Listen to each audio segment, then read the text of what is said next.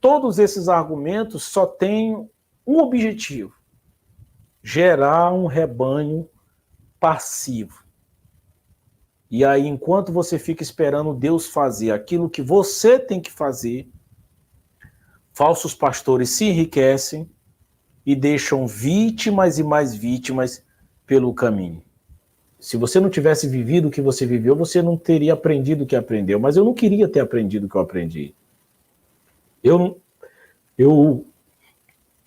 não queria ter vivido o que eu vivi. Utilidade pública. Olá, meus irmãos, sejam todos muito bem-vindos ao canal Maranata Anátema. E hoje eu trago para conversar conosco uma pessoa muito especial, um guerreiro que tem enfrentado uma instituição religiosa poderosíssima, que cansou de ser palhaço na instituição religiosa e rompeu com o circo. E agora ele está denunciando tudo aquilo que ele conhece do picadeiro. Eu me refiro ao palhaço cristão. PC, seja muito bem-vindo ao canal Maranata Anátema. Olá! Obrigado, meu irmão. Agradeço demais o carinho, uma satisfação poder estar aqui, né? Quero saudar todos os irmãos, a audiência, quem estiver acompanhando esse programa. Espero muito de coração poder contribuir para essa discussão, poder contribuir para que essas pessoas que têm acompanhado o seu trabalho possam entender melhor como que esse sistema religioso funciona, como que ele manipula as pessoas e principalmente como ele deixa a vítima pelos caminhos. É muito importante a pessoa entender esse processo para que ela, primeiro, aprenda a se proteger, né? E segundo, espalhe esse conhecimento, porque vítimas de sistema religioso a gente tem em todos os lugares, né? Muito bem. Inclusive, PC, eu quero já dizer para os nossos irmãos que eu te conheci, salvo engano, foi até por meio de um comentário que você tinha deixado no canal Maranata Anátema, e quando eu olhei, o palhaço cristão, eu pensei, não, isso aqui deve ser brincadeira, né? Mas aí depois a gente fez contato, eu então acessei o seu site, o seu canal, deixa eu mostrar para vocês o canal do Palhaço Cristão. Então, aqui nós temos, e vocês podem ver aqui, ele é um canal com 78.600 inscritos, 1.100 vídeos, e os vídeos são muito visualizados, ou seja, o PC já é uma figura bem conhecida. Então, eu comecei a assistir e achei muito interessante as semelhanças daquilo que nós relatamos em relação à Igreja Cristã Maranata e aquilo que ele viveu como um pastor na Igreja Universal do Reino de Deus. E com um detalhe, o que mais me impressionou foi o modo carinhoso, respeitoso, que ele se reporta às pessoas, tanto membros como ex-membros, no seu canal. Eu sugiro demais que você vá lá conferir o material dele e você vai ter a mesma impressão que eu tive. É uma pessoa diferenciada, amorosa e que trata as pessoas com muito respeito, com muita educação, com muita deferência. E então, para começar esse nosso bate-papo, que eu acho que vai ser muito interessante e muito produtivo para todos nós, eu vou direto ao assunto. PC, a primeira pergunta que eu quero fazer para você, na verdade, nem é uma pergunta, eu queria, até para que as pessoas pudessem te conhecer um pouco mais da sua trajetória, que você nos contasse como você conheceu a Igreja Universal do Reino de Deus e o que levou você a se tornar um membro e depois a almejar a ser um pastor dessa igreja. Pois bem, eu conheci a Igreja Universal como a maioria das pessoas, né? De todas as pesquisas, a gente tentou entender um pouco sobre isso. E como é que as pessoas conhecem esse tipo de igreja? Ou é por conta de mídia, né? Que está vinculada a um problema pessoal, uma vulnerabilidade emocional, ou questão de ligações familiares. No meu caso, eu conheci a igreja com pouco mais de 7 anos de idade. Eu tenho uma tia que ela já ia na instituição Então, eu comecei a frequentar a instituição por conta dela. Levava a família, levava os filhos. As instituições religiosas também, elas trabalham com esse tipo de abordagem, porque é um trabalho que não tem custo. Fazer, por exemplo, uma consagração dos primos, consagração dos filhos, consagração da família. Isso estimula os pais, os familiares, levarem outros familiares. E aí foi nessa dinâmica que eu conheci, bem jovem, né? Comecei aí na instituição com 7, 8 anos, até os 15. Mas nesse intervalo de tempo, eu ia esporadicamente, primeiro na escolinha, porque instituições religiosas costumam criar estratégias para cercar todas as áreas da vida da pessoa. Não só no sentido de agenda, por exemplo, a agenda universal, que tem segunda-feira oração pela prosperidade, terça pela saúde, sexta libertação, mas no sentido de cercar as pessoas em todas as etapas da sua vida. Então tem a escolinha para cercar as crianças, tem um grupo jovem para cercar os jovens, tem até a terapia do amor para cercar as pessoas que têm essa demanda. Então, dos 7 até os 15 anos, eu ia na escolinha e grupo jovem. Até que quando eu tinha 15 anos, o grupo jovem ia participar de um torneio de futebol, onde cada bairro ia preparar um time para participar desse torneio. E aí foi passado para a gente o seguinte: só vai participar quem vai à noite, quem vai durante a semana, porque o grupo jovem era uma vez na semana e era mais brincadeira, gincana. E foi aí que eu, interessado em participar desse time, eu comecei a ir à noite. Eu estudava à tarde, muitas vezes saía da escola e ia direto para a igreja. E ali eu tive um contato mais intenso com a doutrina da instituição, né? Uma forma muito peculiar de se pregar, uma forma bem destemida. Você vai vencer, você não deve aceitar, nós não aceitamos essa situação. Até então era algo desconhecido para mim. E aí eu fiquei maravilhado, eu me apaixonei com aquilo, né? Aquele grupo de jovens, aquelas pessoas, sua vida vai mudar, Deus é contigo. E foi nesse momento que eu comecei a participar de forma mais intensa dos trabalhos da igreja. Eu era aquele jovem que esporadicamente ia no grupo jovem, e aí já estava me envolvendo com o trabalho do grupo jovem, comecei a receber orientações da liderança. Você vai ser líder de uma equipe da gincana, você vai tomar conta do time de futebol. E aí, na medida que a gente vai se envolvendo, aquilo passa a ser uma verdade absoluta. E a gente vai se metendo, se envolvendo cada vez mais, passa a viver em função daquilo. E a instituição trabalha também com a questão de reciprocidade. Você recebeu, olha só, você está tendo atenção, você está tendo um motivo para viver e automaticamente você quer retribuir aquilo. E aí, da mesma maneira que eu estava me sentindo mais feliz, estava me sentindo mais útil para alguma coisa, eu me envolvia cada vez mais. E aí eu acreditava que se eu fosse obreiro, eu poderia fazer mais por aquela obra e trazer outros jovens que estavam perdidos no mundo das drogas. E aí virei obreiro. Depois de um tempo como obreiro, você começa a desenvolver o desejo de trabalhar a liderança. E aí eu entendia, não, se eu virar um pastor, eu vou poder fazer mais pelas almas. Então tudo é divinizado em torno das almas. Tudo que se faz aqui é pelas almas. Tudo que se faz aqui é para ganhar almas para o reino de Deus. E no meu caso, eu entrei muito jovem. Tinha 8 anos, 15 anos.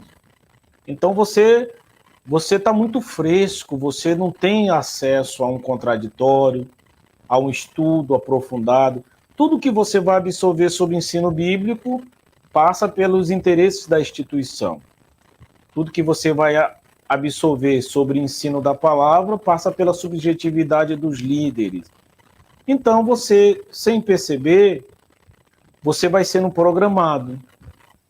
Então, chegar jovem nesses lugares, passar anos e anos nesses lugares, recebendo estímulos, tendo o seu comportamento condicionado, você se torna, sem dúvida, uma pessoa muito fechada para o mundo, como eu me tornei, uma pessoa dogmática, uma pessoa que excluía da minha vida tudo aquilo que era diferente, tudo que pudesse interferir na minha relação com a instituição, eu simplesmente excluía da minha vida.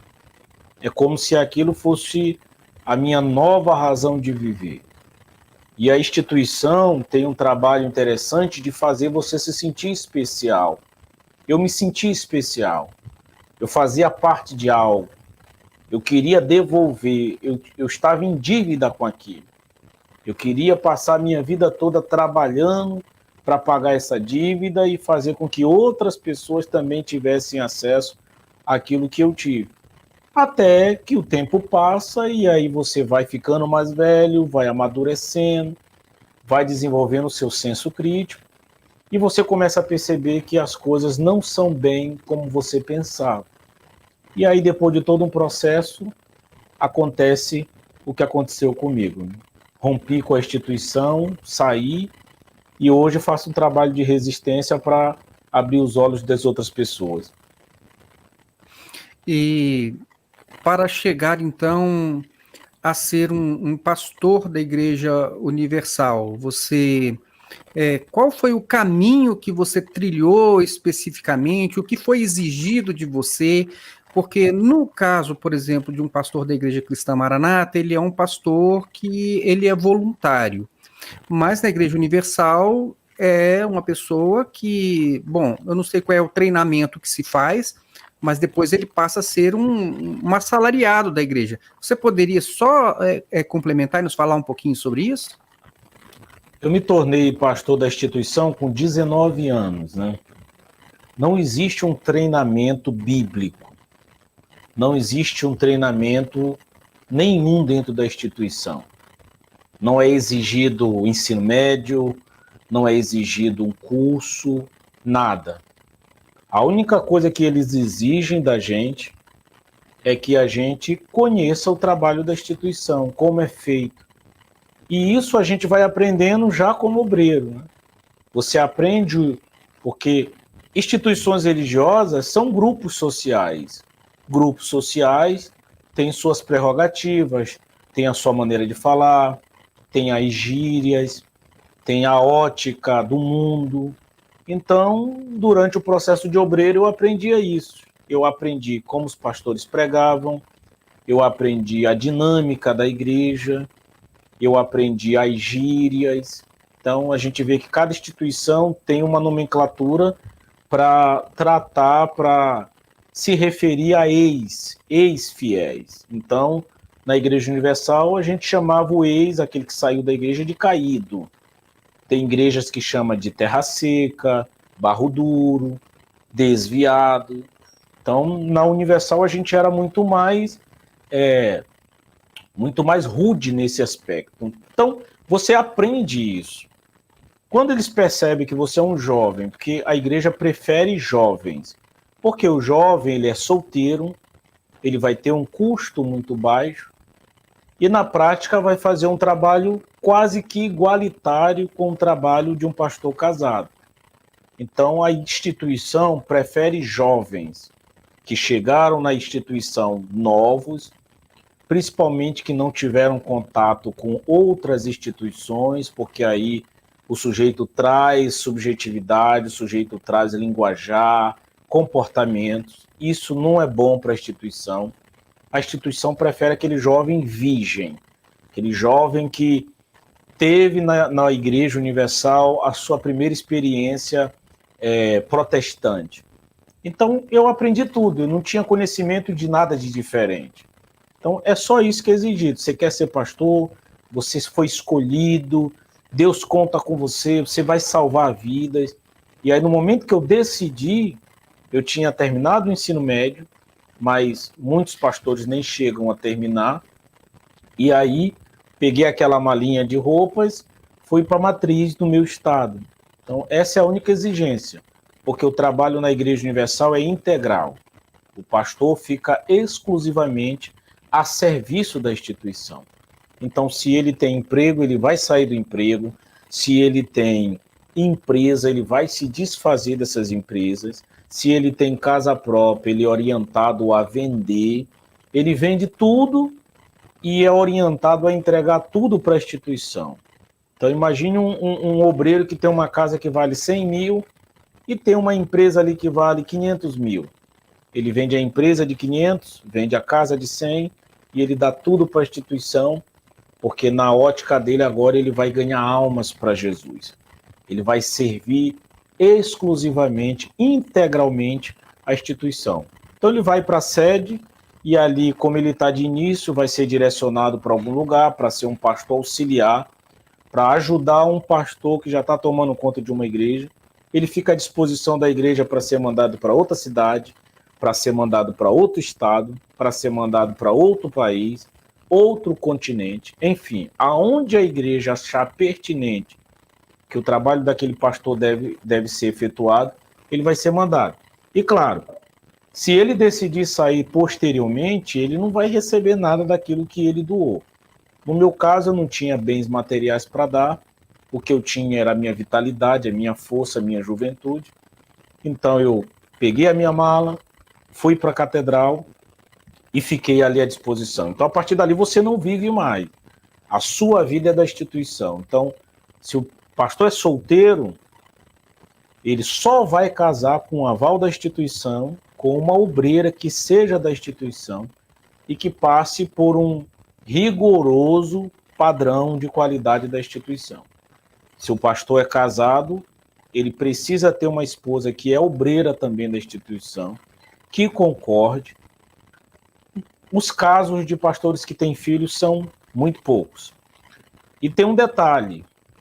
Na época em que eu entrei, eu entrava solteiro e depois que eu casava é que começava as cobranças para fazer vasectomia.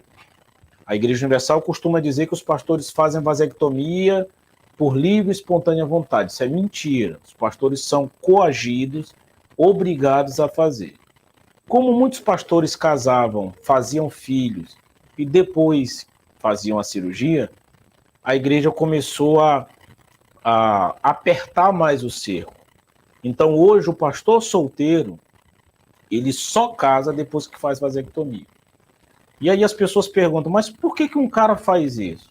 É o que eu falei lá atrás, quando você é jovem, apaixonado, você de fato acredita que está se submetendo a tudo isso para ganhar alma. E aí quando você acorda, você já fez muitas coisas que você não pode mais nem voltar atrás. Já se passou muito tempo.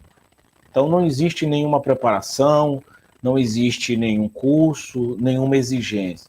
Eles querem de fato, de preferência, jovens. A única exigência que eu me lembro que foi feita foi que eu fosse para a catedral e fizesse vários exames de saúde. Eu me lembro que eu fiz raio-x do tórax, eletrocardiograma, eletroencefalograma.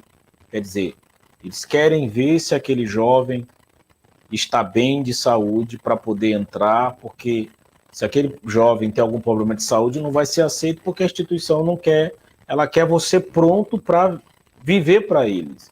Ela não quer pastor doente que vai se tornar peso lá na frente. Então eu me lembro que a única exigência era essa. Se o pastor tem desenvoltura ou não para trabalhar liderança, para pregar, isso é o de menos, até porque tem espaço para todo mundo. Aqueles que se destacam estarão nas principais igrejas e aqueles que não se destacam podem trabalhar como auxiliares. Tem espaço para todo mundo, que a igreja quer mão de obra, principalmente jovem. Muito interessante, PC. E, inclusive, você também é escritor. Quando eu comprei o seu primeiro livro, que é esse aqui, né? Inclusive, parece que você já fez alguma alteraçãozinha, você vai nos contar. Mas era perceptível que você era uma pessoa que tinha conhecimentos que vão além do simples conhecimento teológico, né? Então, que eu acredito que você até adquiriu depois, mas dá para notar que você é um acadêmico. Tanto é que você escreveu este livro, já escreveu um outro livro que eu já encomendei, aqui ainda não chegou, então não posso mostrar. Mas se você puder, então, nos contar um pouquinho sobre estes 2 livros que você escreveu e se também está pensando em escrever mais algum, você pode nos falar um pouquinho sobre isso? Pois bem, eu entrei jovem, né? Eu virei pastor com 19 anos. Eu gosto muito, Solon, de um pesquisador chamado, deixa eu lembrar o nome dele agora, Piaget, Jean Piaget. O Jean Piaget ele é estudado muito na pedagogia, na psicologia, na antropologia, ciências humanas. Jean Piaget era um pesquisador que ele defendia que o processo de desenvolvimento do homem ele girava em torno de capacidades inatistas. O que Piaget queria dizer? Que você já nasce pronto. Você só precisa ser estimulado ao longo da sua vida e você pode desenvolver qualquer capacidade, qualquer habilidade. Jean Piaget dizia que a pessoa já nasce com a predisposição para aprender qualquer coisa. Mas tem outro pesquisador chamado Levi Vygotsky que dizia que o ser humano se desenvolve a partir de uma interação entre o meio, a interação que ele faz do meio e o que ele sofre. Então o que a gente vê é que tem pessoas que de fato nascem com talentos para algumas coisas. É aquele cara que toca um violão como ninguém. É aquele que faz uma construção como ninguém. Então desde jovem, desde muito jovem, eu sempre fui um cara que gostava muito de estudar, gostava muito de ler. Tanto que quando eu me converti com 15 anos, eu já comecei a ler a Bíblia. Então, muito jovem, eu li a Bíblia toda. Eu estava na instituição universal, então eu era estimulado a ler os livros só da instituição. Então, todo o livro do Edir Macedo que eu tinha acesso, eu lia, eu mergulhava naquilo ali. Só que eu não tive tempo de, por conta da minha idade, conviver com o que era contraditório. Então, logo com 15 anos, eu já me fechei, né? A instituição, a maioria das instituições religiosas, elas estimulam as pessoas a fazer isso. Você tem que ignorar o que tem de fora. Se alimente apenas do que a gente está oferecendo para você. E aí eu já me fechei para o mundo. Então, se eu ia ler um livro, eu ia ler o livro da instituição. Se eu ia ouvir uma música, eu ia ouvir a música que a instituição colocava. Então ali já foi me cortado o direito de ter o contraditório, de absorver algo. Muito jovem, com medo de ler um livro, com medo de ler alguma coisa. Só que durante todo esse processo, que ele é muito doloroso, em algum momento da minha trajetória, eu consegui entender que aquilo ali era um erro. E aí, quando eu rompi com a instituição e eu vim para cá para fora, porque durante todos esses tempos, como eu falei, pastor é integral. Você não tem tempo para fazer uma faculdade, você não tem tempo para fazer um curso. A instituição costuma dizer, você não precisa estudar, é o Espírito Santo que vai te orientar. Mas, na verdade, todos os dias nós éramos treinados como fazer o trabalho, como manipular as pessoas. Então, quando eu saí da instituição, estava aqui fora, era um retorno às minhas origens. Era um retorno a fazer aquilo que eu mais gostava, estudar. E eu não tinha tempo para ficar me lamentando. E já que eu tinha toda essa experiência, essa bagagem, esse histórico de vida, eu decidi voltar às minhas origens de estudar, mas principalmente pesquisar em relação a o que as ciências humanas podiam me oferecer para me poder entender esse meio. Então eu busquei entender por que as pessoas se submetem, por que as pessoas se sabotam em nome de uma fé, Por que que as pessoas ignoram tudo em nome de uma fé? Eu busquei esse tipo de conhecimento. E aí comecei a ler muito sobre esse tipo de assunto. Traumas religiosos, medo. E o mais incrível, Solo, é que no meu primeiro livro, que se chama Traumas Religiosos, que primeiro foi lançado como Palhaço, que quase perdeu a graça, tem um capítulo que eu falo assim, as fases, exatamente, as fases da libertação. E nesse capítulo eu explico para as pessoas como que é esse processo de você começar a achar que tem algum ensino na sua igreja que não é certo. Como é que você começa a agir para buscar esse tipo de conhecimento? Eu comecei a escrever o processo de autoculpa, porque a pessoa se culpa muito. Como é que eu fui tão besta? Como é que eu fui tão ignorante? O processo de negação, não acredito que eu caí numa lábia dessa. Eu que sou formada, eu que sou estudada, aprecio a filosofia. Então, tem esses processos. E eu lancei esse livro. E aí, recentemente, posteriormente, eu tive acesso ao trabalho magnífico de uma autora que era assim, as fases do luto.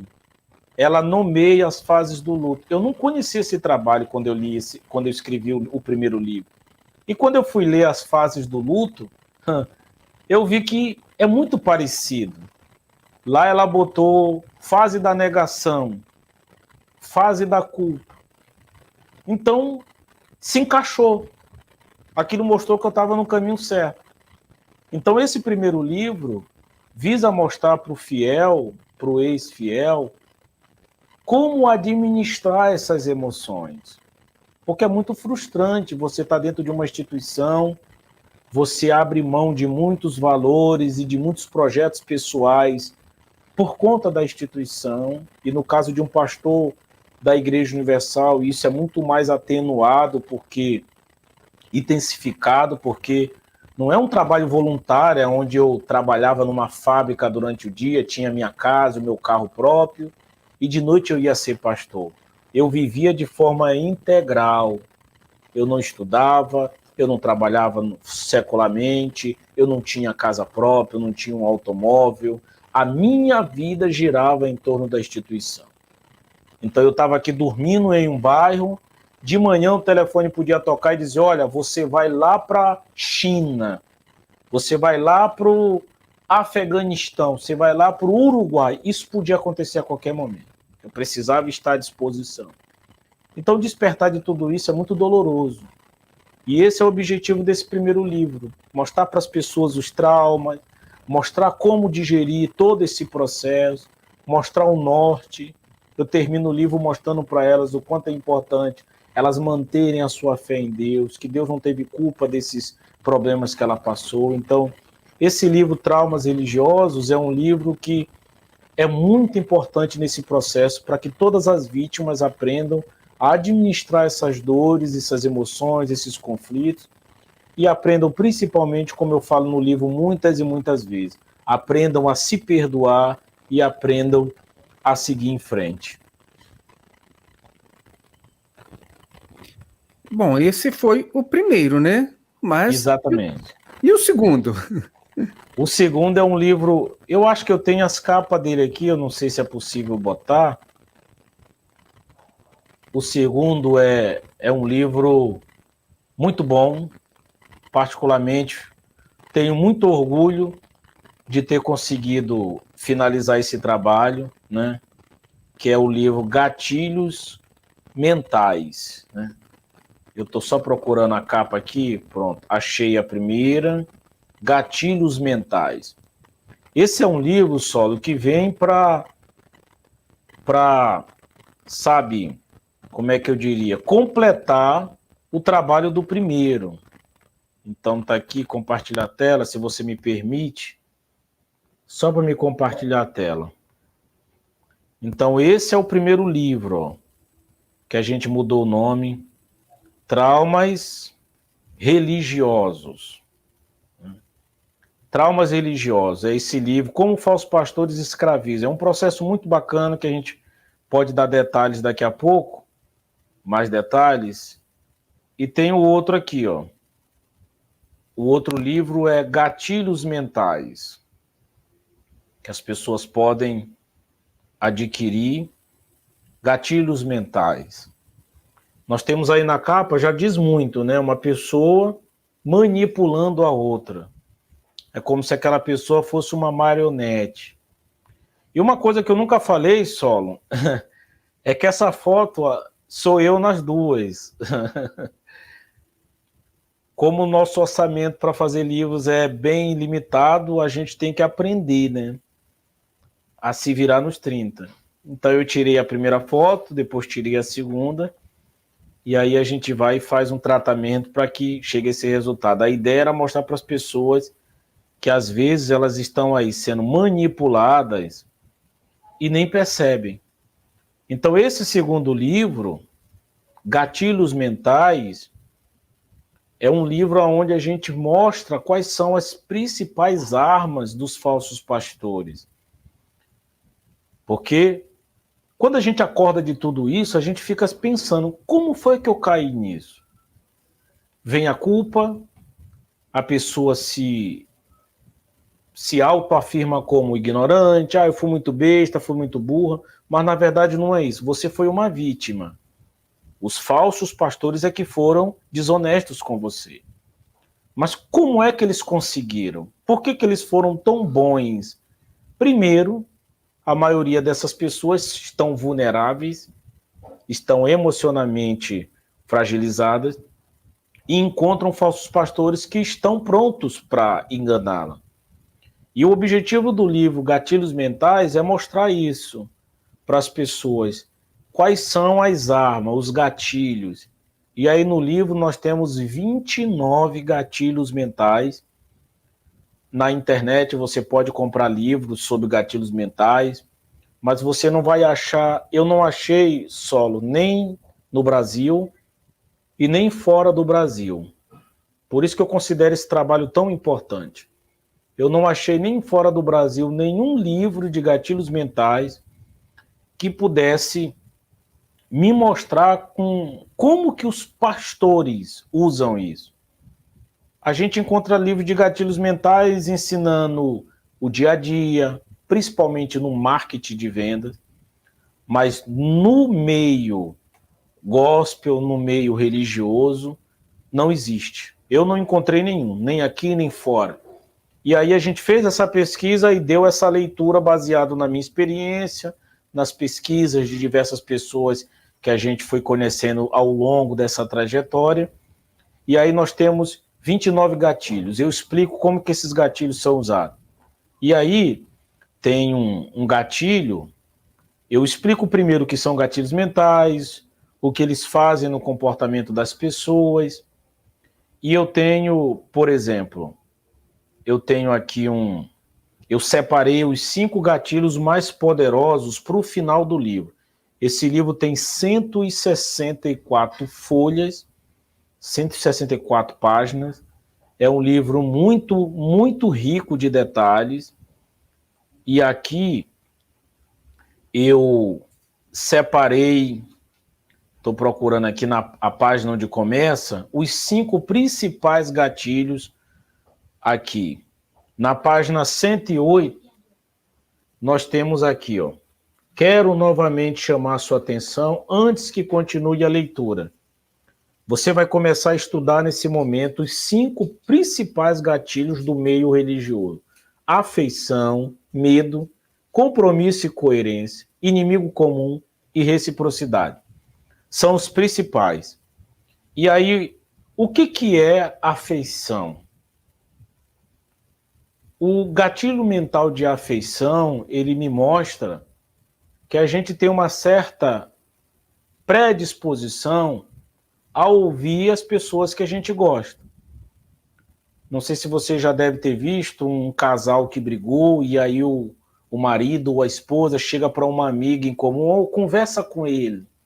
Quer dizer, por que eu? Porque você é amigo.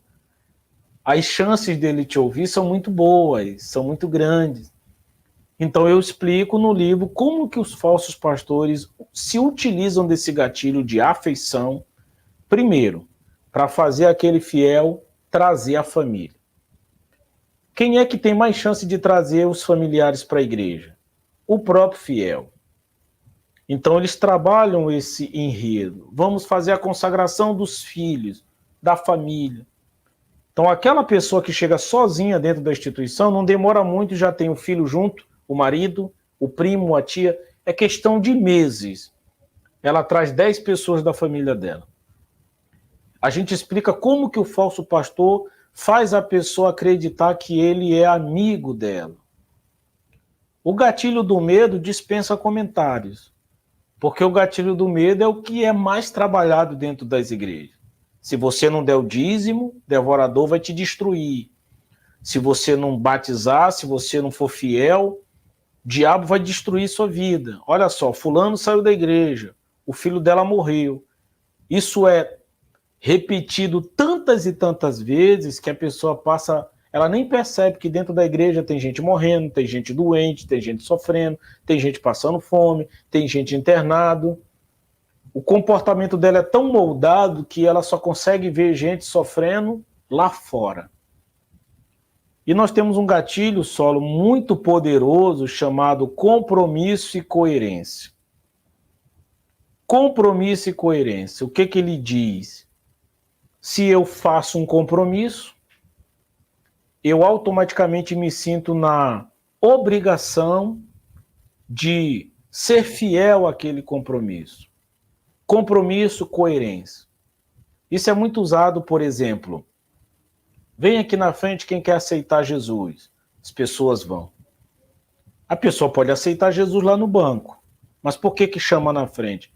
Para que o inconsciente dela diga para ela assim, ó, você aceitou Jesus, todo mundo viu. Agora você tem que agir coerentemente com o compromisso que você fez. Nós temos, por exemplo, envelopes de campanha. Envelope de dízimo, envelope... Eu tenho muitos aqui. Envelope de oferta. Por que que se dá envelope? Na teoria não precisa. Pode dizer assim, ó, quem faz um voto, vamos fazer uma oração aí no seu lugar, você promete que vai dar uma oferta. Por que que dá o envelope? Porque é o envelope que vai ser o símbolo para lembrar para aquela pessoa que ela prometeu e que ela precisa agir com coerência. Então a gente vai listando tudo o que acontece dentro do sistema religioso com esses gatilhos. Aí tem um gatilho do inimigo comum. Esse é um gatilho muito bom, porque todo falso pastor sabe que cedo ou tarde vai vir à tona algum deslize. Um deslize moral, pode ser um deslize de contabilidade, um desvio de oferta. Ele sabe disso. Então, automaticamente, ele já elege inimigos comuns. A gente vê muito isso na Globo. Ao longo da história, Edir Macedo introjetou na mente dos evangélicos que a Globo ela trabalha contra a fé. E aí, se a Globo vier agora e fizer uma matéria, Edir Macedo desviou dinheiro, Edir Macedo fez isso, os fiéis nem se dão ao trabalho de analisar a matéria. Eles já elegeram a Globo como um inimigo do evangelho. Então eles vão dizer, é perseguição. O pastor foi preso. Por quê? Eu não quero saber, isso é perseguição, o evangelho está sendo perseguido. E muitas outras igrejas se unem em redor disso. Então o fiel nem percebe que ele está sendo uma marionete dentro desse balaio. Por isso é muito importante que essas pessoas leiam esse livro com atenção. E tem um capítulo também, Solo, aqui, que eu falo sobre palavras que arrecadam milhões. Eu li um livro chamado Palavras que Vendem Milhões, de Gustavo Ferreira. E esse livro me inspirou a fazer esse capítulo. Palavras que arrecadam milhões. E aí eu faço uma lista de jargões que são usados dentro do sistema religioso que emitem santidade, que servem como manipulação de comportamento, condicionamento. Um exemplo é um que eu boto aqui, é o seguinte, tá amarrado. Isso é muito usado pela Universal, mas muita gente está usando também. Esta frase tem um efeito parecido com o anterior. Os fiéis são levados a repetir constantemente, de maneira tão intensa, que até quem já saiu há anos desses lugares ainda repete frases como: você está no controle, você amarra ou desamarra, você é de Deus. Então, esse tá amarrado passa por fiel a sensação de poder. É como se ele estivesse no controle. Agora ele é de Deus. Ele falou, tá amarrado, amarrou tudo. Ele se sente poderoso nesse processo. E ele nem percebe que ele está sendo só uma marionete dentro desse sistema.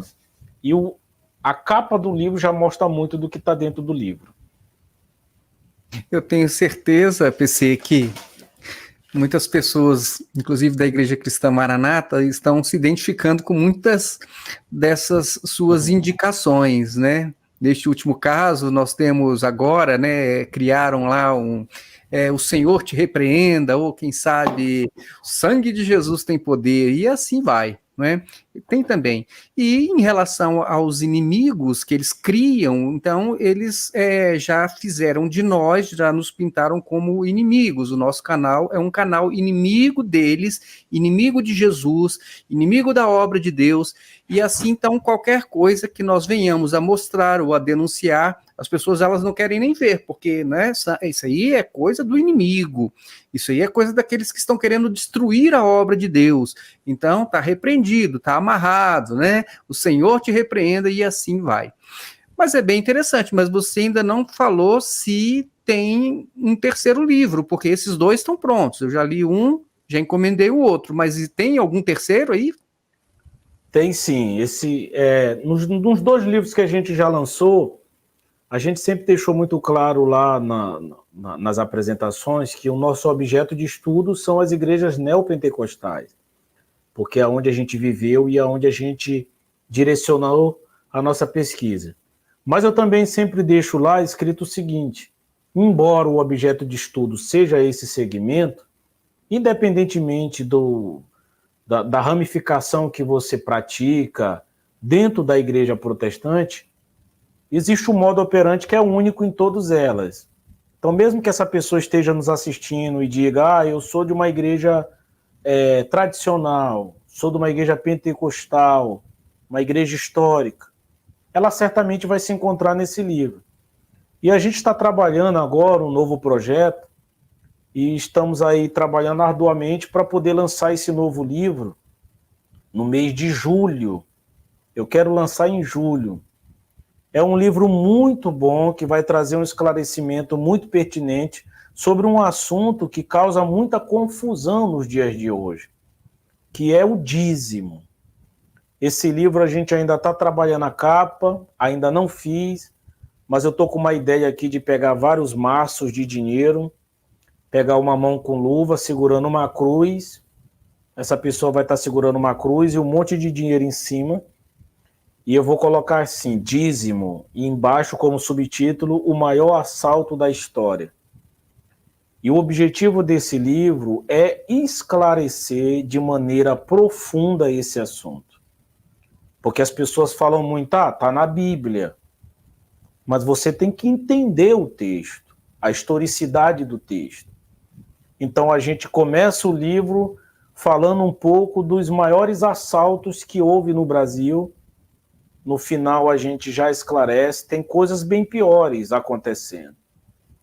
Depois eu vou trazer uma narração um pouco sobre geopolítica para que as pessoas entendam essa questão de democracia e teocracia. Porque em Israel existia, durante uma parte da história, uma teocracia que favorecia a implementação de leis religiosas no Estado. E aí a maior parte do mundo seguiu o modelo de governo democrático, onde a religião ela se separa do Estado. E aí a religião tem um grande problema. Como que ela vai cultuar as suas liturgias, se nesse exato momento o Estado se manifesta em relação a muitas práticas. Nós temos aí o exemplo da morte da mulher adúltera. Nós vamos matar, mas o Estado agora é o centro do poder, e o Estado diz, não, a gente não vai mais aceitar isso. E aí a religião precisa fazer uma nova leitura para se manter e principalmente dar uma devolutiva para o fiel, porque como é que o fiel vai reagir se ele não pode mais fazer aquilo que Deus manda ele fazer? E aí nasce uma nova liturgia, uma nova narração. Isso aqui é antiga aliança, isso aqui é velha. E a gente finaliza trazendo essa discussão para o dízimo. Por que as religiões cristãs fazem tanta questão do dízimo?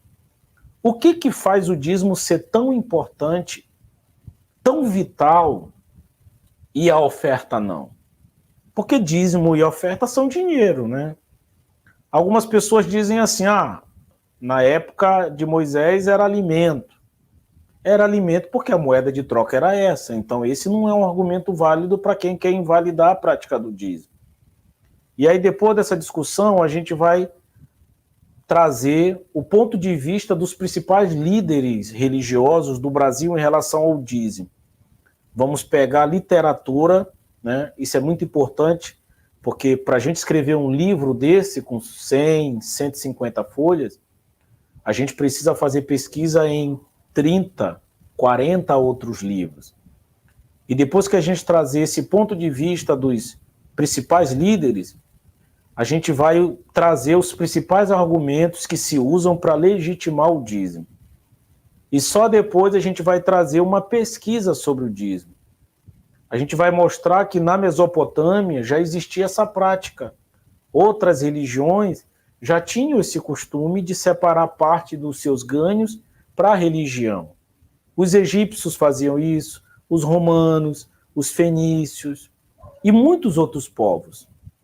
A gente vai mostrar para as pessoas de onde vem essa narração e principalmente mostrar que esses textos, principalmente de Malaquias 3:10, são textos que foram criados no momento de pós-exílico, porque as pessoas lêem aquela história de Moisés, as leis, e as pessoas pensam que Moisés escreveu aquilo, que Moisés trouxe aquela leitura que direcionou o povo, e hoje a gente sabe que não foi assim. É possível provar, sim, que não foi Moisés que escreveu esse texto. É possível provar que Israel era politeísta, e só depois de uma prática monoteísta é que esses textos foram produzidos para legitimar essas práticas. É possível provar que a prática do dízimo era muito mais uma questão de Estado do que religiosa. Era como se fosse um ICMS hoje. E aí a gente vai depois entrar na discussão sobre por que os discípulos de Jesus não pediram dízimo, por que os apóstolos não pediram dízimo, e a gente vai trazer uma discussão para mostrar para as pessoas em que momento da história essa prática volta, já com a Igreja Católica, e depois com a Igreja Protestante. E esse é um dos grandes motivos do meio gospel estar crescendo tanto no país, e as pessoas precisam entender que isso não automaticamente favorece o desenvolvimento da espiritualidade, a resolução de projetos, de problemas sociais, mas o que a gente mais vê hoje em dia são líderes enriquecendo com essa prática. E a gente vai apontar problemas cruciais que o dízimo cria de maneira social dentro da própria igreja, porque se a igreja vive de oferta, e a oferta é dada de acordo com a condição, isso significa que um fiel menos favorecido não vai viver numa situação de risco por conta de ofertas, ele vai dar aquilo que ele pode. Agora, o dízimo como imposto, ele automaticamente coloca o menos favorecido numa situação de menos favorecimento ainda. Porque enquanto o rico pega lá 10%, que não vai necessariamente impactar os seus ganhos, o pobre vai colocar os mesmos 10% e vai ficar numa situação muito mais perigosa, muito mais desfavorecida. Então, esse é um problema muito grande que a gente tem dentro da igreja. E o nosso objetivo é desmistificar esse assunto, para que as pessoas entendam de uma vez por todas. Porque, por mais que a gente explique, Solon, muita gente passou tantos anos exposta a esse tipo de repetição, e no livro Gatilhos Mentais a gente fala sobre o gatilho de repetição, mesmo elas dizendo, eu entendo que não preciso mais dar dízimo, mas ela não consegue parar de dar, porque foi instaurado um medo dentro dela. E a gente encerra o livro propondo uma discussão saudável para mostrar quais são os caminhos que uma igreja saudável pode tomar para conseguir manter suas despesas e automaticamente não precisar expor as pessoas a esse tipo de ensino que é totalmente errado. E esse livro está sendo construído com muito carinho. Espero que a gente consiga concluir essa obra antes do previsto. E em breve esse livro vai estar disponível também na nossa página do Clube de Autores, para que as pessoas possam adquirir, possam aprender e possam se libertar desse ensino tão equivocado e tão tendencioso que a igreja evangélica de hoje insiste em manter. Eu tenho certeza que, especialmente vindo de você, com toda a sua experiência, o seu conhecimento, e na prática, né, ter convivido em uma igreja que trabalha especialmente essa questão de dízimos, de ofertas, vai ser bem interessante. Agora, PC, tem um capítulo aqui, é o capítulo 6 do seu livro, tá vendo aqui, ó? No capítulo 6 você fala de seitas perigosas, e você apresenta características de uma seita religiosa. Não sei se é exatamente nesse capítulo ou se é no anterior, no 5 aqui. Mas você então, embora você tenha dito que trabalha com neopentecostalismo, você tratou aqui de a questão de seitas e trouxe características. Você pode falar então sobre o que você entende de quais seriam as principais características de uma seita religiosa? No capítulo 7 do livro Traumas Religiosos, a gente tem aqui características de uma seita. Isso é universal, Solon. Exatamente. Eu acho que a principal característica de uma seita é você observar muito a liderança. Numa seita, a liderança sempre se coloca como inquestionável. Eles usam textos. Ai daquele que tocar no ungido do Senhor. É um texto muito usado. Esse texto, ungido do Senhor, ele não fala sobre uma pessoa, sobre uma liderança. É um texto que está direcionado a os povos pagãos em relação à nação de Israel. Deus está dizendo, ai da nação que tocar em Israel, que é ungida do Senhor. Essa é a tradução mais correta. Mas eles se apossam desse texto. Tem outro texto de Romanos, ai daquele que tocar nas autoridades, se levantar contra as autoridades. Então, uma característica muito importante de uma seita é essa, eles manipulam um texto para se colocar como intocáveis. E o resultado disso são fiéis passivos, com muito medo de questionar o que está diante dos olhos deles. Uma outra característica muito importante é que apenas os líderes e membros da seita são santos separados. Embora o líder diga, mas tem outras igrejas que pregam o evangelho, mas de maneira indireta eles estão sempre desqualificando esses outros segmentos. Fulano de tal lá tem fé, eu ouvia muito isso na Universal. O pessoal da Assembleia tem fé para comer legumes, eu tenho fé para comer carne. Eles têm fé para ser salvo, mas eu tenho fé para ficar rico. Então, por mais que eles digam que as outras igrejas ensinam a palavra, de alguma forma eles sempre se apresentam como superiores. A gente faz algo que ninguém faz. A gente teve uma revelação que nenhuma igreja teve. Então isso é muito típico de uma seita. A gente tem aqui 17 17 pontos importantes. O 9, por exemplo, os membros são ensinados que desobedecer à seita equivale a desobedecer a Deus. Então, tudo que a igreja ensina tem que ser seguido. No item 12º diz: os voluntários e membros são levados ao extremo para provar sua fidelidade. Então, qualquer loucura que é feita pela instituição é legitimada, os fiéis abraçam, né? Os membros e voluntários são pressionados a comparecer todos os dias na reunião da seita. Então, geralmente, toda a instituição tem aquele dia importante, que pode ser no domingo à noite, né? Por conta do calendário. A Bíblia, a religião judaica preza muito pelo sábado, mas o calendário do Ocidente é gregoriano, então a gente tem um domingo como referência, então as instituições se adequam a essa realidade, e aí vem o domingo do Senhor, o domingo do Espírito Santo, aí tem nomenclaturas diversas. Então, o membro é orientado, está sempre ali naquele dia, porque é naquele dia que ele vai estar exposto ao ensino, a estímulos de reforço, para que ele saia dali mais e mais convencido de que ele está cultuando no lugar certo. Porque o fiel sai, ele fica 7 dias fora. Alguns não vão durante a semana. E aí são 7 dias que ele está exposto a diversos outros estímulos.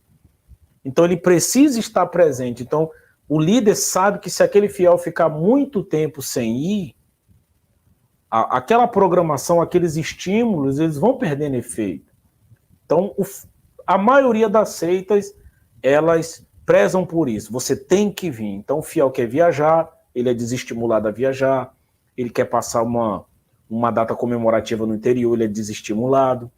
Então, o fiel sempre recebe o templo como uma referência de fé, que ele precisa estar ali sempre, semanalmente, diariamente, porque quanto mais ele estiver ali, mais programado ele é, e mais difícil vai ser dele sair, né?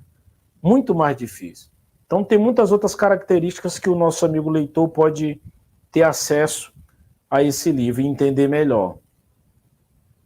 Inclusive, uma que é muito comum na própria Igreja Cristã Maranata é essa questão de que, olha, você colocou, comparecer a confraternizações e a reuniões familiares e parentes, né? Não é algo bem visto. A seita passa a ser a única família aceitável. E, de fato, inclusive, até porque, como sempre tem na família alguém que pode enxergar alguma coisa, às vezes até um ex-membro, então eles não querem muito contato com o ex-membro, que pode estar na família. Então, você não participa, muitas vezes, da reunião familiar, e se vai, você procura distância, manter-se distante. É bem interessante. Inclusive, eu recomendo realmente que todos, inclusive da Igreja Cristã Maranata, dá uma conferida. Este capítulo aqui, em especial, está muito interessante para quem é da Igreja Cristã Maranata também, tá certo? Mas é importante ler, não dá para a gente falar sobre tudo aqui. Agora, você já falou um pouquinho sobre a teologia do medo, né? E aqui você lembrou que você passou ali muitos anos de sua vida, e muitas pessoas ficam muitos anos da sua vida numa seita religiosa e às vezes tendo sinais, né? Há diversos sinais de que aquilo ali não está certo, de que aquilo ali é uma seita, de que aquilo ali não é bíblico, mas mesmo assim a pessoa fica. E você, no livro, você fala de alguns argumentos que escravizam. Não sei se você já fez referência a alguns quando você falou do segundo livro, mas se você quiser só dar uma palhinha para nós sobre estes argumentos que fazem com que a pessoa realmente ela fique presa, né? Tá aliado um pouquinho à questão do medo também. Você pode só fazer esse complemento para nós? Esse capítulo é muito interessante, né? Porque é no capítulo 11, porque a Bíblia é a matéria-prima dos falsos pastores. Mas eles, em época de modernidade, eles precisam ter uma narrativa, um argumento que convença a membresia. Então, muitas pessoas têm muita dificuldade de se desvencilhar. É um processo doloroso, é um processo lento. Nesse próprio livro, nas fases da libertação, a gente explica como isso acontece, a inquietação que tá no culto, enfim, é muito interessante. E nesse capítulo, os argumentos que escravizam, a gente listou aqui, se eu não me engano, são 12. Esses argumentos visam criar um rebanho passivo. Qual é a diferença da terapia, da psicoterapia, para uma intervenção religiosa? Qual é a diferença de uma intervenção da psicoterapia para uma intervenção religiosa? A psicoterapia, ela visa levar um indivíduo a um processo de autoconhecimento para ele entender seus medos, entender suas emoções, entender suas demandas e saber lidar com elas. Já a intervenção religiosa, ela visa criar um fiel cada vez mais dependente da instituição. A psicoterapia, quando ela é feita de maneira ética e moral, por um bom profissional, chega um momento que o paciente diz para o psicólogo assim, olha, eu me sinto pronto para seguir daqui sozinho. E aí, aquele processo terapêutico é encerrado porque aquele paciente entende que ele está pronto para seguir sozinho. No sistema religioso é diferente. Quanto mais tempo você passa, mais você é estimulado a depender cada vez mais. E qual é o resultado disso? Pessoas infantilizadas, que antigamente tomavam decisões sozinhas e agora dependem da instituição para decidir. Pessoas passivas. O que a gente mais vê dentro de instituições religiosas são isso. Passividade. E o primeiro argumento que eu coloquei aqui é maus olhos. As pessoas são levadas a acreditar que se elas discordarem de qualquer coisa é porque estão tendo maus olhos. Exemplo. A gente sabe que a arrecadação da instituição, ela é isenta de alguns tributos, mas esse dinheiro precisa ser usado dentro da instituição, com trabalho comunitário, para que as pessoas tenham uma qualidade de vida melhor, uma assistência espiritual. O que muitos líderes religiosos fazem? Eles abrem uma gráfica, escrevem livro, isso é só um exemplo de muitos, escrevem um livro, muitos líderes nem escrevem, pagam outra pessoa para escrever, e aí a gráfica imprime 500 mil livros. Aí pega aqueles livros, vende para a instituição. E a instituição vende para os fiéis. Se a instituição vai conseguir vender os 500 livros, 1000 livros, isso não é problema. A instituição já pagou a gráfica e aí o falso pastor, líder, recebe aquele dinheiro. Quer dizer, para ele foi muito fácil vender livros, porque ele tem um controle da gráfica, ele tem um controle da instituição, do dinheiro da instituição. Então aí ele vai ganhar milhões em direitos autorais. No momento em que o fiel começa a entender que aquilo é errado, e o fiel pensa, peraí, eu dou a minha oferta para provar a Deus, que eu amo a obra, então eu dou a minha oferta para que a instituição tenha dinheiro para manter o trabalho. E aí o líder, ao invés de fazer a mesma coisa, o líder está indo ao contrário. Eu fiquei com menos dinheiro para dar para a instituição. O líder criou situações para se tornar milionário. E aí, com essas artimanhas, a gente vê líderes milionários. Então, o líder que abriu a igreja, que diz que ama as almas, por que ele não pegou aquele livro, já que o objetivo é ganhar almas? Por que ele não mandou fazer o livro, imprimiu o livro e vendeu a preço de custo? Ó, cada exemplar a gente gastou R$5 para imprimir. Vamos vender para você por R$5. Só a gráfica vai ganhar para se manter, mas eu não quero nada. Mas a gente não vê isso. Então, quando o fiel percebe, peraí, tá errado. Eu tenho que dar todo mês e o líder está acumulando. Aí o fiel entra nesse quadro. Ó, irmão, você está com maus olhos.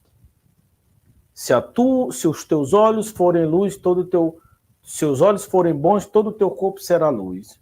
Se os teus olhos forem maus, então o fiel diz, não, eu estou com maus olhos. Deixa na mão de Deus. Quer dizer, é uma maneira que a princípio parece muito pitoresca, mas que funciona muito. Dentro da Universal, Saulo, nós temos um argumento chamado o altar não deve nada para ninguém. Edir Macedo fala muito sobre um versículo bíblico no livro de Mateus 23, que fala: quem é mais, o altar que santifica o ouro ou o ouro que é colocado no altar? Então, com esse texto, ele diz para as pessoas que o altar não vai dever nada para ninguém. Tudo que você botar no altar vai voltar de volta para você, mas o que bota no altar vai para o bolso dele e o fiel fica sem nada e ele acumulando cada vez mais. Tem outro argumento: você abandonou o primeiro amor. Porque por mais que o fiel esteja engajado no trabalho da igreja, ele cansa. Porque é exaustivo.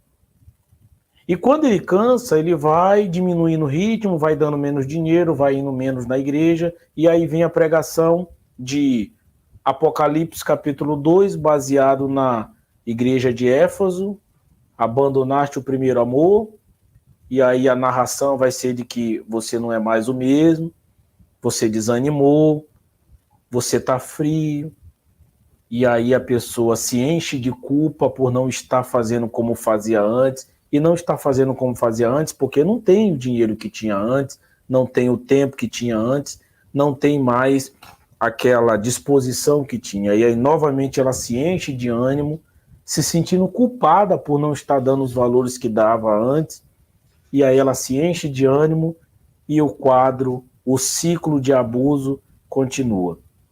Outro argumento muito bom: você não é obrigado a nada. Instituições religiosas costumam dizer: você não é obrigado a nada, você só vai fazer o que você quiser. Mas dentro do templo, toda uma psicologia é usada para que a pessoa seja induzida a fazer o que eles querem.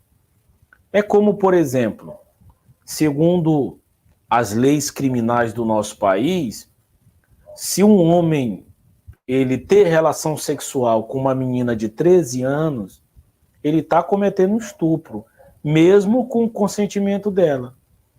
E a gente sabe que uma menina de 13 anos, o Estado entende que ela não tem maturidade para tal decisão. Mas às vezes a menina tem 13 anos, mas tem um corpo como se tivesse 17, 18. E aí rolou um clima, aquele cara conquistou ela, levou ela para a cama, quer dizer, ela quis. Mas o Estado entende que aquela menina não tem essa concepção para tomar tal atitude. Então ele cria essa lei para proteger. Então o fiel, ele não vai botar uma arma na cabeça. Aí o homem que levou a menina para a cama vai dizer: ela quis, eu não obriguei, de fato. Mas ele criou toda uma situação para levar ela a fazer aquilo. E assim é o fiel. O pastor não vai botar uma arma na cabeça dele, mas vai criar situações para que haja constrangimento e também questões sociais, porque se você está dentro de um grupo, você quer ser valorizado pelo grupo, você quer estar inserido no grupo, você quer ser aceito pelo grupo, e aí o grupo tem os seus valores. Quem são os bons fiéis? Quem são os que acreditam, os de fé? Os de fé são aqueles que dão dinheiro, que fazem sacrifício. Se você está dentro desse grupo, você quer ser aceito, você automaticamente vai fazer o que aquele grupo gosta, o que aquele grupo valoriza. E é por isso que as pessoas deixam de vestir determinadas roupas e passam a vestir as roupas que o grupo idealiza, deixam seus linguajares antigos e passam a absorver o linguajar do grupo. Quer dizer, tem questões sociais aí também, psicológicas. Então, todo o ambiente dentro da Igreja Universal eu via muito assim. O pastor falava: quem não está na fogueira santa, vem aqui na frente que eu quero orar por você. Aí as pessoas iam. E aí o pastor: meu Deus, eu quero orar por essas pessoas, elas não estão no sacrifício, elas estão passando por luta. E aí quando as pessoas abriam os olhos, o envelope estava no altar. E o pastor dizia: a chance de vocês mudar de vida está aqui. Se vocês quiserem virar as costas, vocês viram. E a pessoa constrangida de virar as costas e não pegar, todo mundo está olhando ela ia e pegava o envelope. Quer dizer, ninguém botou arma na cabeça dela. Mas foi criadas situações para induzir ela a tal atitude. Algo que eu via muito era pegar, vai ter a fogueira santa, você pegava uma camisa e dava para os obreiros, com frases de efeito. O vencedor, digo fraco, eu sou forte, o vencedor veste vermelho. E aí todos os obreiros que estavam na fogueira santa vestiam a camisa. O obreiro que não estava na fogueira santa não tinha camisa. Se sentindo constrangido, ele ia pegar o envelope para poder pegar a camisa e para poder estar inserido dentro do grupo. Então, são essas discussões que a gente traz para que as pessoas entendam como que esse universo acontece, entendam que são vítimas e principalmente aprendam a se proteger. Olha só, esse aqui, ó, eu ouço muito. Olhe para Jesus. Olhe para Jesus. Fala um pouquinho desse aqui, porque isso aqui é uma coisa que eu escuto tanto as pessoas dizendo, você tem que olhar para Jesus, você tem que olhar para Jesus. Olhe para Jesus, né? Qual é o número? É esse aqui, é o 11.6, né? Olhe para Jesus, né? As pessoas falam muito assim, não olhe para o homem, porque a obra é do Senhor. Olhe para Jesus. Mas quem é que fundou a instituição? Quem é que decidiu o que era certo e o que era errado? Quem é que foi na Bíblia e pegou lá, essa lei aqui a gente vai absolver e essa a gente não vai absolver? Não foi Jesus que fez isso. Foram homens. E se você está dentro de uma instituição que você vê que está proporcionando o empobrecimento financeiro, intelectual, social, psicológico dos fiéis, e ao mesmo tempo está proporcionando a riqueza dos líderes, você entende que você não está numa igreja saudável. E olhando para Jesus, você sai. Porque o que Jesus fez? Jesus denunciou o sistema religioso. Jesus não trabalhou para fortalecer o sistema religioso. Jesus denunciou. Então, quando a instituição traz esse ensinamento de que você deve olhar para Jesus e não para o homem, o que eles estão fazendo? Eles estão trabalhando para que você tenha um comportamento de passividade. O meu pastor está desviando, meu pastor está roubando, meu pastor está mentindo, está se prostituindo, está adulterando, pegou dinheiro da igreja, comprou uma empresa, mas eu estou olhando para Jesus. Só que enquanto você olha para Jesus, as vítimas estão ficando pelo caminho. Porque, de fato, se você estivesse olhando para Jesus, você iria fazer o que Jesus fez. E o que foi que Jesus fez? Jesus denunciou. Jesus chamou os fariseus de raça de víboras. Você não vê Jesus denunciando o Império Romano. Na época de Jesus, Jerusalém, a Judéia, era tributada de Roma, era Roma que mandava. Roma cobrava imposto de tudo que se fazia. E ninguém pode dizer, mas Jesus não falou nada porque tinha medo de morrer. Não, Jesus já sabia que ia morrer, de um jeito ou de outro. Mas você vê Jesus chamando os religiosos de raça de víboras. Jesus chama eles de hipócritas. Jesus diz, vocês andam pelo mundo criando filhos do diabo 2 vezes pior do que vocês. Então, olhar para Jesus significa denunciar. Olhar para Jesus não significa ter um comportamento de passividade. Porque enquanto nós estamos aqui, deixa Deus julgar, deixa Deus fazer, os falsos pastores estão deixando vítimas. E já pegando o gancho nessa, irmão, tem um que é não julgueis para não ser julgado, né? Então você não pode emitir nenhum tipo de opinião. Eu estou julgando, mas o texto bíblico não nos proíbe de julgar. O livro diz, não julgueis para não ser julgado. Mas lá em João diz, julgai segundo a reta justiça. Quer dizer, o texto está dizendo, não julgueis para não ser julgado. Quer dizer, no livro de Mateus fala, não julgueis para não ser julgado. Porque com o juízo com que julgardes, serei julgado. Só que tem um porém, no livro de João já fala diferente. Julgai segundo a reta justiça. Eu dou uma ênfase muito grande no livro a essa conjunção adversativa.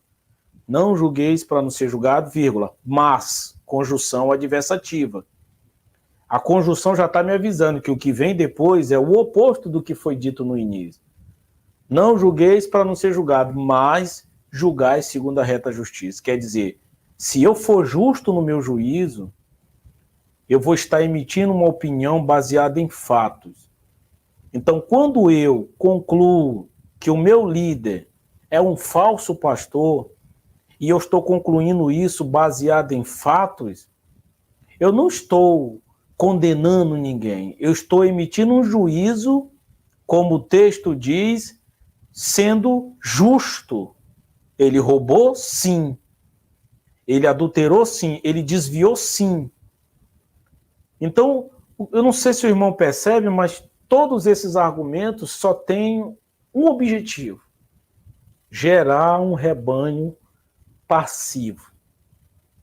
E aí, enquanto você fica esperando Deus fazer aquilo que você tem que fazer, falsos pastores se enriquecem e deixam vítimas e mais vítimas pelo caminho. São muitas, meu irmão. Inclusive, eu sou uma delas. Pois é, PC. Aqui, olha só, são tantos argumentos interessantes aqui, o cuspindo no prato que comeu também, eu escuto demais, mas olha só, também a gente não pode comentar tudo, porque senão a pessoa não vai querer ler o livro, né? E é muito melhor ela ler o livro.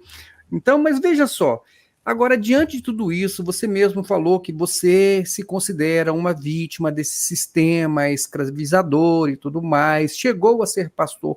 É difícil para qualquer pessoa se desligar. E você, agora na prática, como foi que você conseguiu não só se desligar, mas realmente você era assalariado, dependia do sistema, inclusive economicamente, emocionalmente, religiosamente, financeiramente, emocionalmente, como eu falei, mas e ainda conseguiu se reinventar e, de repente, aparecer como o palhaço cristão. Como foi que isso aconteceu? Conta pra gente.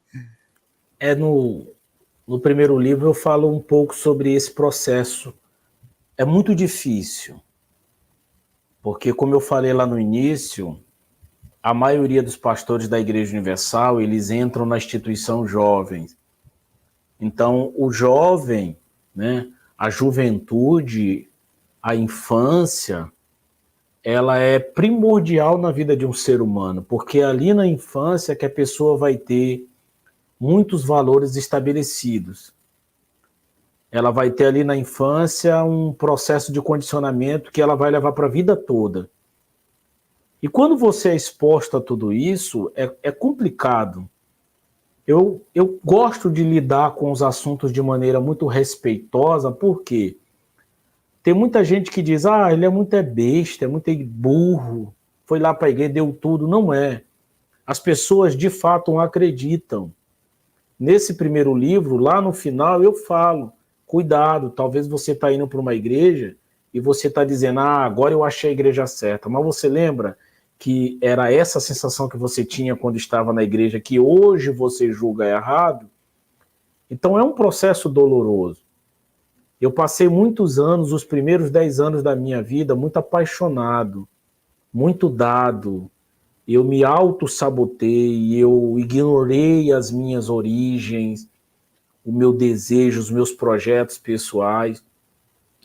Mas eu fui vítima de tanta maldade dentro da instituição, porque dentro da instituição Igreja Universal você é humilhado, você é cobrado por metas, se o teu superior não vai com tua cara, ele faz de tudo para te prejudicar, ele te humilha, ele te pisa, ele te rebaixa.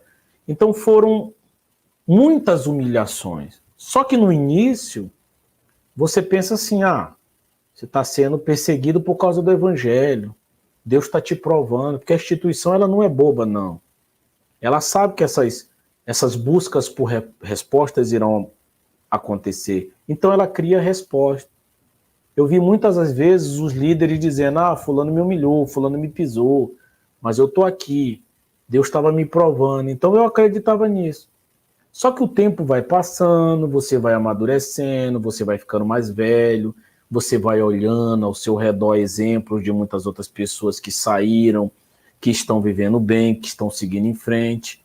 E aí esse processo foi, e eu falo isso, se eu não me engano, é no primeiro capítulo do livro, O Desejo de Morrer, do primeiro livro, eu falo desse processo, desse rompimento, até o dia que eu me convenci, exatamente, aí eu compartilho uma experiência surreal com as pessoas que eu tive, e eu me lembro que eu cheguei a um momento que me deu um estalo. Eu cheguei à conclusão de que aquilo não era mais para mim. Só que daquele dia até o dia de eu sair ainda durou 5 anos. Por quê? Como você mesmo falou, eu não era um membro que ia domingo à noite para a igreja, que não dependia da instituição. Eu era um pastor que só morava numa casa porque a igreja pagava o aluguel. Eu era um pastor que só comia porque a igreja me dava salário. Então, eu era casado com uma obreira da igreja, então não era só eu decidir sair, tinha outra pessoa que precisava concordar também. Então era tudo em jogo. E a instituição, ela é assim, quando você é jovem e apaixonado, ela te induz a abrir mão de tudo, se sabotar, ou não, você precisa de estudo.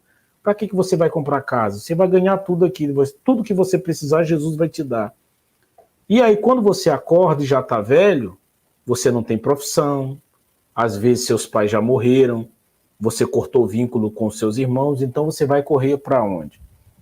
Mas a minha dor ali dentro era tão grande que do dia em que eu decidi sair e fui amadurecendo esse processo até o dia que eu saí, durou cerca de 5 anos. Até o dia que eu não aguentava mais. No livro tem um momento que eu falo isso, nas fases da libertação.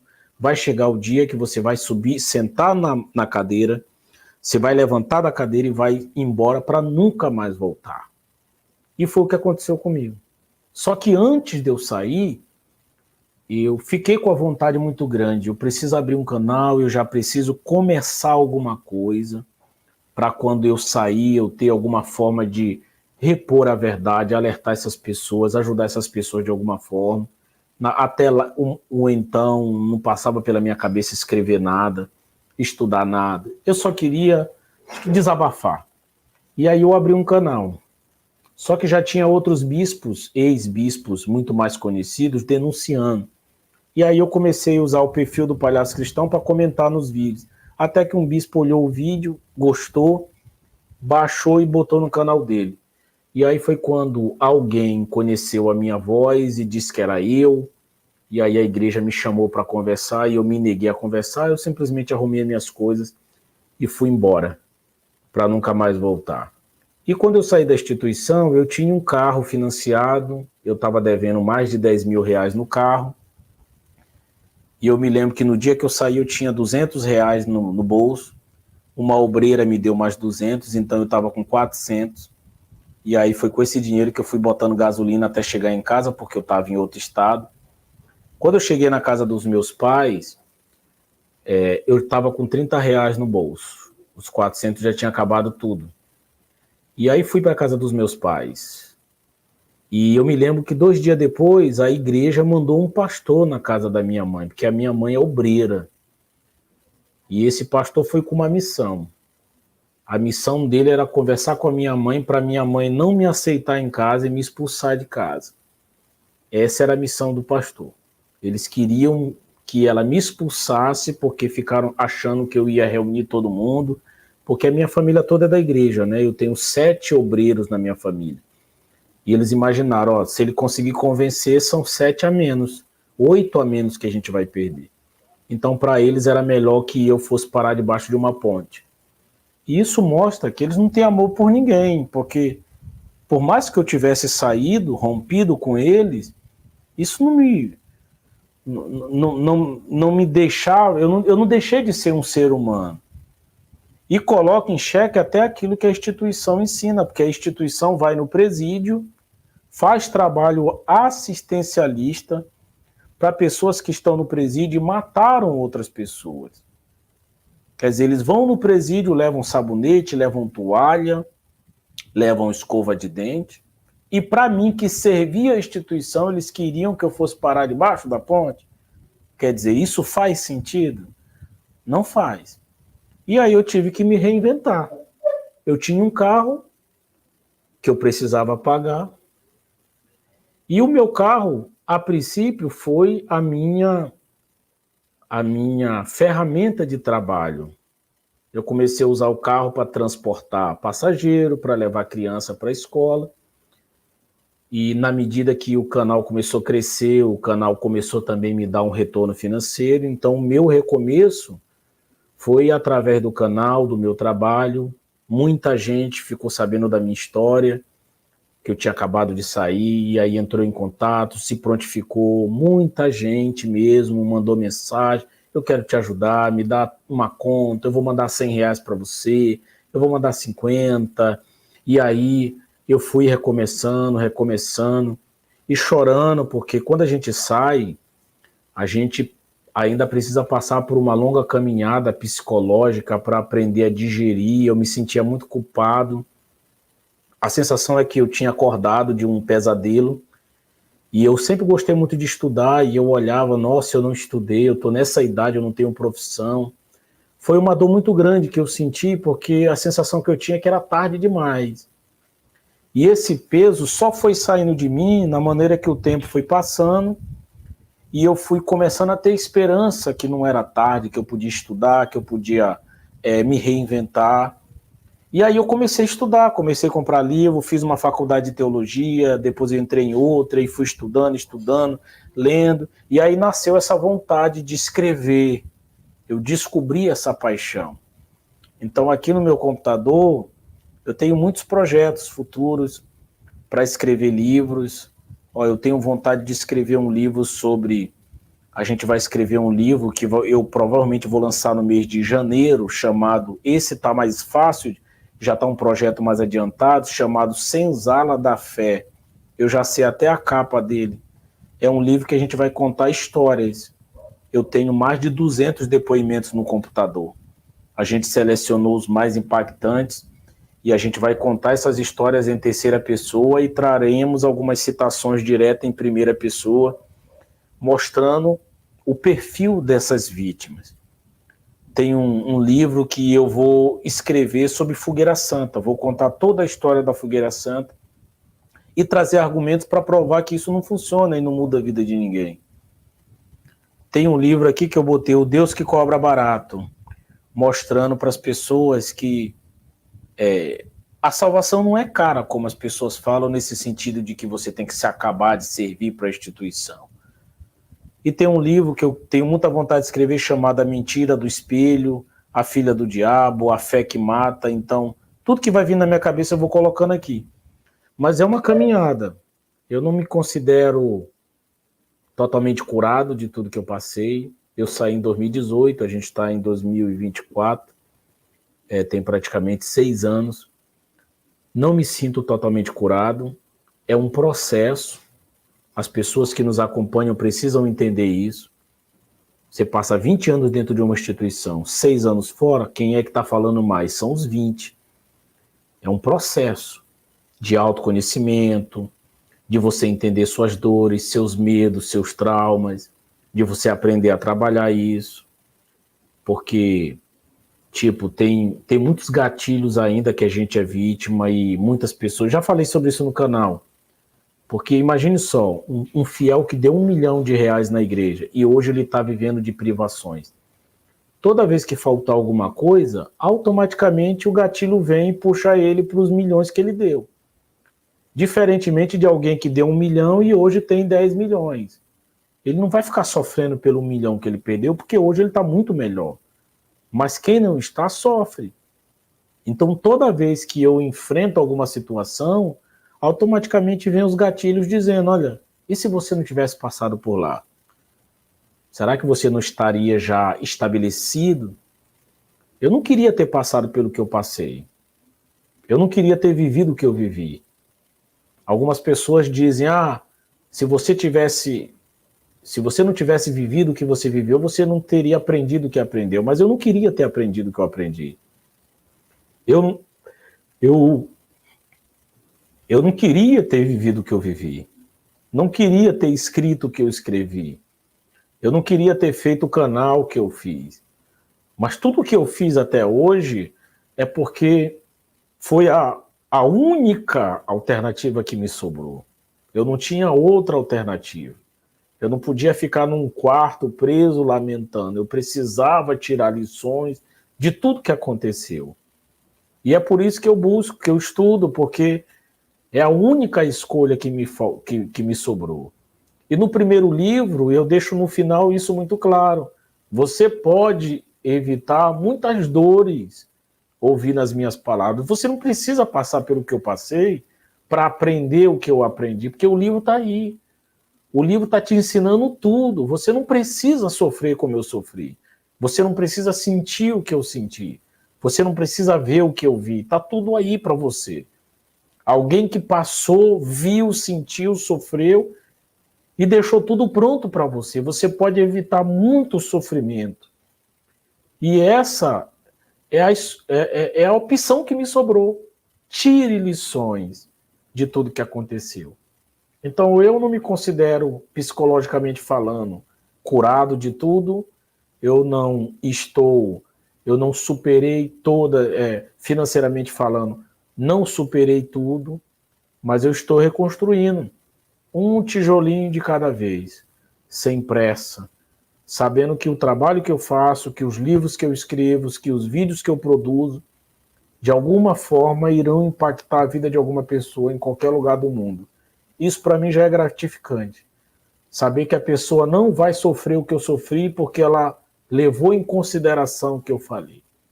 Isso já me deixa muito satisfeito, muito feliz, né? É uma superação, ainda estou superando, ainda estou lutando, ainda estou colocando um tijolinho de cada vez, mas hoje eu me sinto mais leve, hoje eu me sinto mais feliz, hoje eu me sinto mais encontrado em mim mesmo, hoje eu me sinto que eu estou vivendo o meu melhor momento, porque hoje eu estou com a minha família, a minha esposa, que eu casei dentro da igreja, continua comigo até hoje, é minha companheira, a gente luta, eu luto de um lado, ela luta de outro, a gente divide as tarefas, e hoje eu consigo desenvolver a minha espiritualidade fora da igreja, fora do sistema religioso. Eu entendo que o sistema, que a instituição, ela é importante, eu entendo que muitas pessoas precisam desse direcionamento, mas eu também entendo que isso não é um mandamento de Deus. Isso é para quem quer, para quem precisa, e eu não me vejo mais dentro do sistema religioso. E muita gente vai dizer, tem mágoa, tem ódio, tem raiva, por isso faz o que faz, por isso não vai mais para a igreja. Não, eu decidi não frequentar mais a igreja evangélica, não é pelo que eu passei dentro da instituição, mas é por todo o conhecimento, por todo o entendimento que eu adquiri até hoje. E o meu trabalho aqui não é acabar com nenhuma instituição, com a fé de ninguém. O meu trabalho é dar para as pessoas aquilo que eu não tive, um ponto de vista diferente. E aí, se o que eu falo faz sentido, a pessoa pode, a partir de hoje, absorver isso para a vida dela. Se não, então que ela descarte. Mas eu peço muito a Deus que ela observe as minhas palavras para que ela possa evitar muito sofrimento do que eu passei. E é um sofrimento latente, né? Infelizmente, são feridas que a gente leva para a vida toda, mas a gente precisa aprender a lidar com elas e viver na leveza da vida o máximo possível, né? PC, muito interessante esse seu depoimento. Tem muita coisa que você contou já no livro. E eu, mais uma vez, eu recomendo às pessoas que possam ler, inclusive quem está na Igreja Cristã Maranata, que possa considerar, você conseguiu, e a sua situação é infinitamente maior do que a de uma outra pessoa. Às vezes a pessoa diz, não, mas o meu parente, o meu relacionamento, eu não posso falar porque... E as pessoas, então, elas precisam conhecer esse seu relato, esse seu depoimento, para eles saberem o seguinte, que a situação delas é muito mais fácil do que a sua, e você conseguiu. Eu quero te pedir aqui, até Perdão, meu irmão, porque eu sei que a hora está adiantada, mas eu preciso ainda fazer mais uma pergunta para você. E eu queria agora exatamente só para concluir esse processo. Você conseguiu, você se desligou, você se reinventou, você está em processo de evolução. Cada dia são apenas 6 anos que você conseguiu essa libertação. Eu sei que é pouco tempo, a minha já veio há muito mais tempo. Mas eu queria saber de você, então, como é o pós-libertação em relação à perseguição.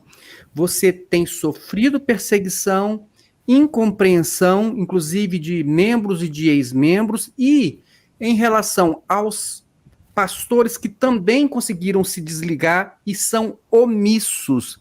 Eu gostaria demais que você falasse sobre isso, porque eu também quero encorajar essas pessoas que, se eles querem ser omissos, pelo menos que eles fechem a boquinha antes de falar sobre as pessoas que estão enfrentando tantas dificuldades para poder levar esperança às pessoas que estão cativas, e como Jesus falou, ele veio para libertar os cativos. Você pode, então, ainda complementar isso para a gente? Irmão, a gente lida com um fator muito determinante na vida das pessoas, né? Que é a religião. Eu costumo dizer que a religião, ela tem um poder fora do comum no comportamento do ser humano. Existem coisas que a gente não faz por dinheiro, mas a gente faz por religião. Dificilmente você vai encontrar alguém que você diga, olha, eu vou te dar 100 mil para os seus filhos e você bota uma bomba no corpo e se explode. As pessoas não fazem isso por dinheiro, mas elas fazem por religião. Então, quando a gente sai, automaticamente a gente acaba contrariando muitas pessoas que sentem essa dor, que se sentem afrontadas, né? São religiosos que se sentem muito à vontade para condenar a prática de outras religiões, mas que quando alguém faz isso com a religião delas, elas se sentem muito afrontadas. Então, houve sim, desde o início, represárias. A instituição mandou gente na minha casa para fazer a cabeça da minha mãe para me expulsar de casa. Então, já no início, né? Eu sempre já recebi muitas mensagens de ameaça, ameaças de processo por parte da instituição. Mas tem muitos fiéis também, apaixonados, que fazem perfis fake, fazem ameaças, pessoas que não conseguem entender esse processo que a gente está defendendo. E de um outro lado, também tem aqueles que saíram, mas ainda assim continuam com um comportamento passivo. Muitos dizem, é importante esse trabalho, mas eu não tenho coragem de fazer. Outros dizem, isso é errado, porque é Deus. Olha só o comportamento passivo. É Deus que vai agir, é Deus que vai julgar. Mas esse tipo de comportamento é só em relação aos líderes religiosos. Porque imagine só, o presidente da República foi pego desviando. Ah, tem que prender, impeachment, cadê a Polícia Federal? Cana nele. Olha só, pessoal, o ladrão entrou na casa da Dona Maria, levou o sofá, levou a geladeira. Cadê a polícia? Vamos lá, vamos recuperar. Olha, fulano matou uma adolescente na praça quando roubou o celular. Tem que prender, tem que... Quer dizer, a gente quer a ação do Estado para tudo, que a gente considera injusto. Mas quando fala de líderes religiosos, a gente não quer nada, a gente quer que deixa na mão de Deus. Então por que eu não deixo na mão de Deus o assassino? Por que eu não deixo na mão de Deus o ladrão? Por que eu não mando abrir todas as cadeias e digo, solta todo mundo? Ah, não, deixa ele, deixa na mão de Deus. Ah, ele matou meu filho? Não, não prende não, deixa ele na mão de Deus. Ele roubou meu carro? Não prende não, deixa na mão de Deus. Quer dizer, somos passivos em relação aos líderes. E muitos eu entendo que não estão dispostos a pagar o preço, porque existe uma exposição, existe uma perseguição. existe um preço, porque às vezes você, é o que a gente falou lá no início, você vai e você acaba levando a sua família, você sai, mas a sua família não te acompanha, e aí existe essa indisposição, vai ter o aniversário da mamãe, aí está todo mundo lá e muitos se sentem desconfortáveis porque você também está ali. Ah, vai ter o aniversário do primo, e aí você se sente desconfortável porque você passa a ser visto como um problema. Então tem todo esse enredo, a esposa não aceita, os filhos querem continuar na instituição. Então é uma matemática bem difícil de mensurar. Mas o que eu entendo é que aqueles que compreendem que esse trabalho é importante precisam ajudar de todas as formas possíveis para que esse tipo de trabalho se expanda e alcance mais vítimas. E aqueles que não querem fazer parte de nada, pelo menos não tentem atrapalhar como muitos atrapalham. Eu acho que isso é muito importante. Bom, PC, eu só tenho a agradecer você ter reservado todo esse tempo para conversar conosco. Eu sei que essa conversa foi esclarecedora, muito importante, não só para quem é membro ou ex-membro da Igreja Universal do Reino de Deus, mas para quem é membro ou ex-membro da Igreja Cristã Maranata ou qualquer outra seita, como Congregação Cristã no Brasil e tantas outras, os Mormons, Testemunhas de Jeová, porque há muitas coincidências, nós sabemos disso. E eu te agradeço demais, e o que eu posso dizer aqui é aquele público que nos acompanha, tanto no Maranata Natma, no canal Manaim, ou como no canal do Palhaço Cristão, que não deixe de apoiar esses trabalhos, porque eles são realmente libertadores. Se você puder, apoie o Palhaço Cristão, saiba que não é fácil estar onde ele está, fazer o que ele faz, e ele precisa de pelo menos que as pessoas possam apoiá-lo de qualquer forma que seja. Então, se você puder, assista o vídeo, dê um like no canal, compartilhe. Ele tem uma página lá que é uma parte lá que é de membros, né? Que eu não sei como é que é, porque a gente não tem aqui, mas é os membros, as pessoas que apoiam, as pessoas que colaboram, e que você possa entender a necessidade que ele tem de seguir adiante com este trabalho, porque quem está do outro lado é um poder muito grande, como ele mesmo se referiu. É um poder religioso que está aí há milhares de anos. PC, muito obrigado, agradeço de coração o seu depoimento, os seus esclarecimentos, e desejo de todo o coração que Deus te abençoe cada vez mais e que você possa realmente libertar cada vez mais vidas do cativeiro. Amém? Você quer deixar, então, uma palavra final para a gente? Quero sim. Eu primeiro quero agradecer o espaço, né? Muito obrigado, meu irmão, por estar abrindo essa porta para a gente trazer essa discussão importante. E eu queria terminar trazendo um alerta para você que faz parte de alguma instituição. Talvez você assistiu essa live até aqui e disse, isso não é para mim. Eu estou muito bem, estou numa igreja bíblica, uma igreja que prega o evangelho. Mas o que eu queria te dizer é que eu também já tive essa sensação. A minha percepção ao entrar na Universal também era essa. E mudou. Então talvez você está aqui agora e você é uma vítima que ainda não se vê como vítima. E o conselho que eu te dou é que você não se envolva demais. Você está numa instituição que você gosta, que você pratica, que você tem amigo, não se envolva demais, não se doe demais.